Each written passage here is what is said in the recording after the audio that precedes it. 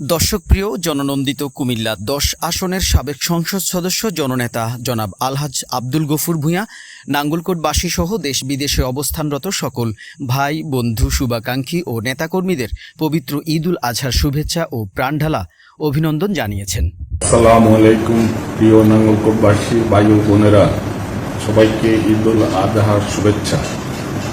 নাঙ্গলকোট এবং নাঙ্গলকোটের বাহিরে বিভিন্ন শহরে ঢাকা, চট্টগ্রাম, কুমিল্লা সহ যারা বাংলাদেশের বিভিন্ন অঞ্চলে এখন বসবাস করছেন আছেন, সবাইকে ঈদুল আজহার শুভেচ্ছা।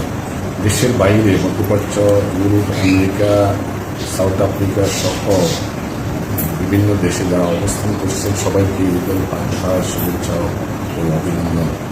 আমরা 15.5 বছর পরে আজকে ইনশাআল্লাহ আমরা মন খুলে ঈদের আনন্দ উপভোগ করতেছি। আমরা স্বাধীনতা পেয়েছি, আমরা স্বাধীনতা হারিয়ে ফেলেছিলাম বেশিরভাগের 15.5 বছর। আমরা নির্যাতনের শিকার হয়েছি, খুন, ডায়েরি মামলা, আমাদের অনেক নেতা কর্মী গুম হয়েছে।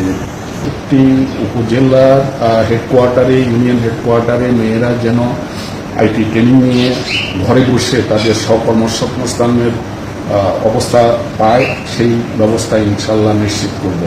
আমি 24 ঘন্টার মধ্যে ইনশাল্লাহ 18 ঘন্টা নাঙ্গলকোটের মানুষের জন্য কাজ করব, নাঙ্গলকোটের উন্নয়নের জন্য কাজ করব। আপনারা আমার জন্য দোয়া করবেন। আল্লাহ হাফেজ।